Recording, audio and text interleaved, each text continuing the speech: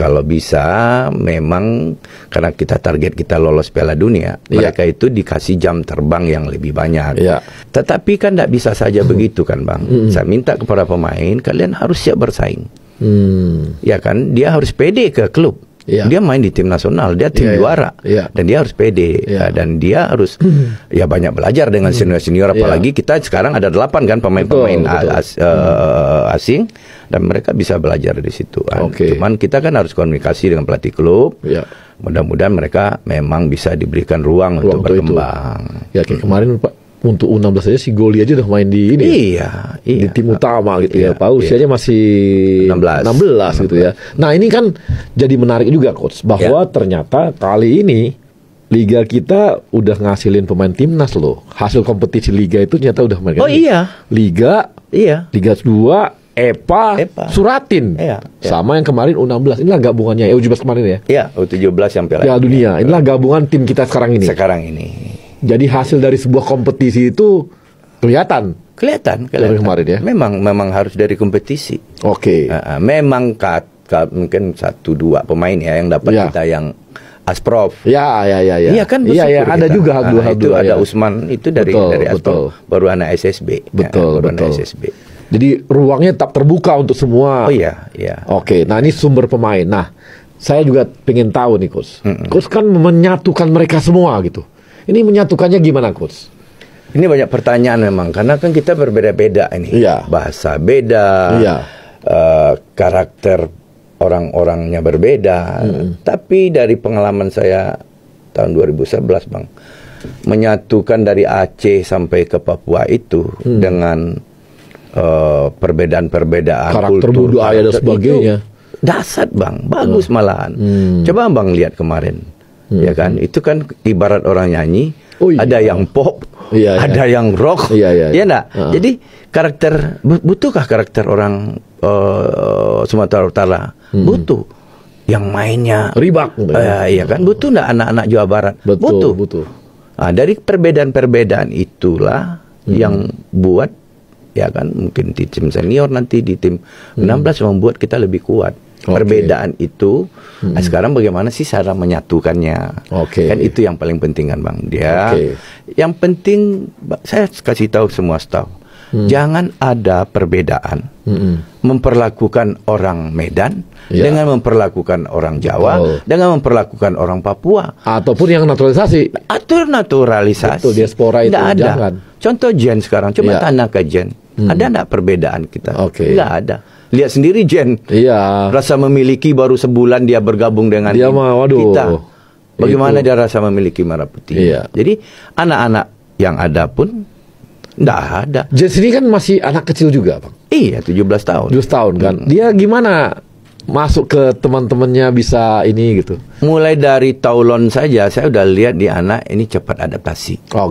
Cepat banget adaptasinya, dan anak-anak kita juga kita pandu kan. Kita pandu bahwa ini saudara kalian. Dan kita alhamdulillah smooth banget gabungan antara anak-anak keturunan. Nah, kemudian waktu permainan Coach itu kan saya lihat Coach tuh banyak mengubah-ubah asal mereka. Tadi ada yang bekas back jadi ini, Welber tadinya posisinya di mana jadi ini. Ini Coach bisa lakukan tuh gimana gitu? Hampir semua staf pelatih kan melakukan pemantauan, kayak riset kecil-kecilan. Termasuk Asnawi dulu kan main di holding midfield, pindahkan bek kanan. Sekarang jadi bek kanan terbaik. Terus Fadil Sausu Bali United dari bek kiri. Dasarnya ini aja Bang, kita ngelihat potensi terbesar dia itu apa sih, kelebihannya itu apa itu. Di posisi mana kelebihan itu lebih maksimal. Ya kan, contoh Welber kan main bek kanan. Skill bagus, visi main bagus. Kan sayang kita taruh dia di pinggir. Ya kan, kita taruh dia di sentral kita.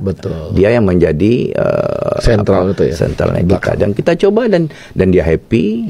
Tetapi kan semuanya harus kita komunikasikan dengan pemain. Alasan kita harus jelas, reason kita harus jelas, dan dia terima dan pasti dia happy. Dan ternyata akhirnya kerja tuh, akhirnya beneran bisa hasilnya ada gitu. Ada. Nah itu pekerjaan terberat dari pelatih sebenarnya itu. Itu dia. Bagaimana melihat potensi pemain dan ditempatkan di tempat yang tepat. Oke. Nah kemarin waktu lawan Thailand, dari antara semua itu yang paling berat mana, Coach? Malaysia atau Thailand? Malaysia, Bang. Malaysia ya. Malaysia ini beratnya beban mental. Karena saya pernah dipecat gara-gara kalah dari Malaysia ini. Dan Bang, itu lawan Malaysia itu.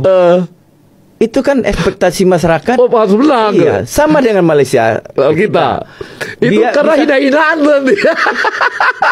Kan di demo farmnya. Iya. Ya kan? Nggak apa-apa kalah dengan Australia. Nggak apa-apa. Asal jangan sama Indonesia gitu ya. Sama kayak kita juga gitu ya. Itu memang bebannya. Memang di mental ya.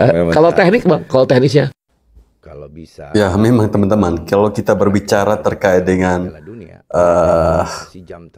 pertempuran ya, musuh bebuyutan antara Malaysia dan Indonesia ini tidak akan pernah habis. Entah kenapa, saya juga tidak tahu.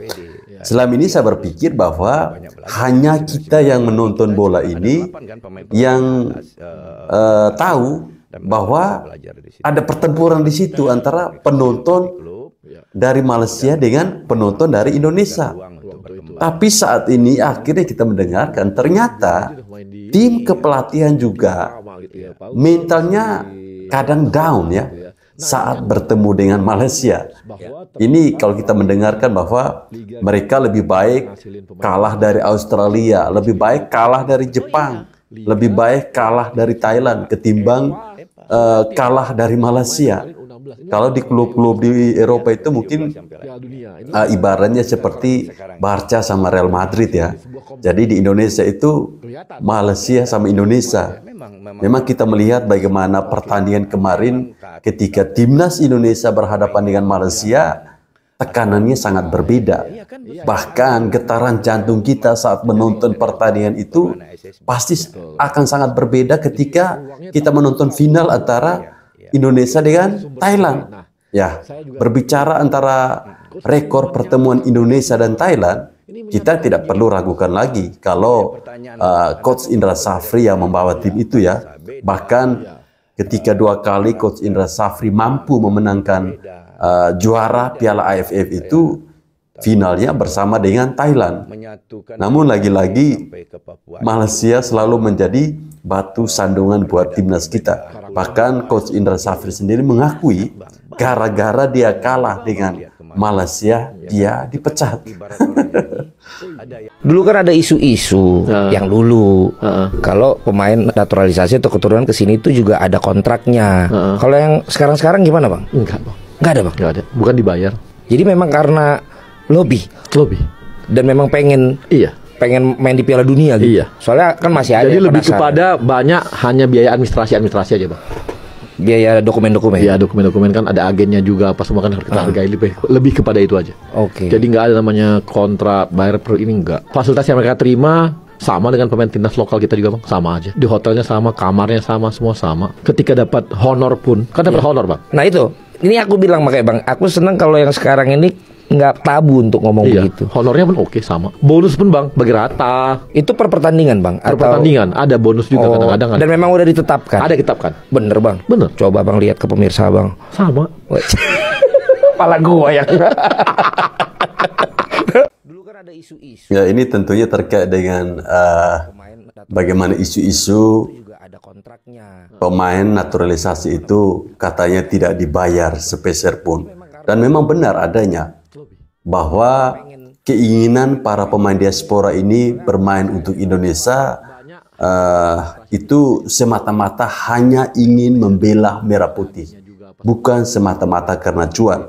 Jadi bagi kita atau bagi orang-orang yang masih mempersoalkan terkait dengan pemain diaspora, stoplah ya. Mereka ini murni membela Indonesia, bukan murni mencari uang di Indonesia dengan bergabung melalui timnas ya. Jadi tolong. Siapa sih Doni Tripamungkas? Yuk kenalan. Doni Tri Pamungkas adalah pemain asal Boyolali yang membela tim Garuda Muda.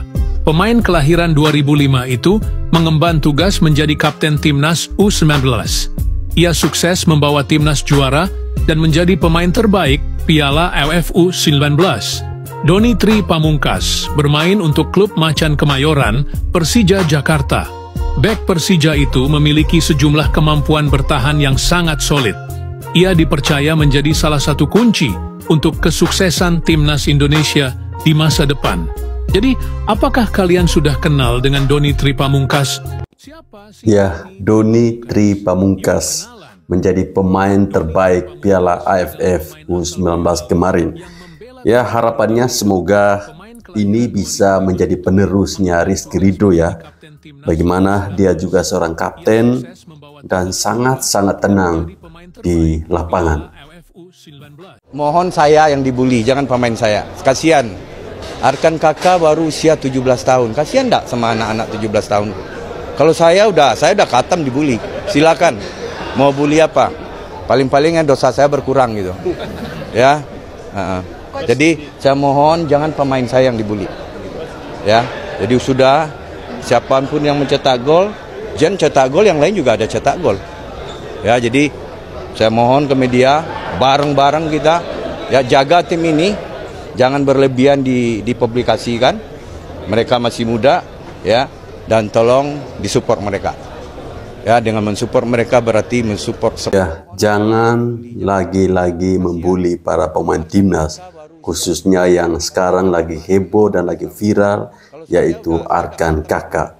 Sebenarnya kasus Arkan Kakak ini tidak seviral ini kalau ayahnya ini tidak ikut campur. Jadi sebenarnya netizen itu hanya memberikan kritik atau masukan, bukan bermaksud untuk membuli. Cuman terlalu lebaynya bapaknya Arkan Kakak ini sehingga menambah rasa kesal netizen terhadap Arkan Kakak. Ya, jadi kita harus bersyukur mempunyai pelatih timnas yang sekul ini, ingin meredahkan situasi bahwa kalau kalian membuli, bulilah saya, jangan bully mereka, mereka masih anak-anak. Timnas U19 tidak bisa berlibur lama-lama ya teman-teman. Paling tidak hanya 10 hari mereka harus beristirahat setelah kita menjuarai Piala AFF U19. Dan ini mereka akan mulai memasuki TC mulai tanggal 8 atau 9 Agustus.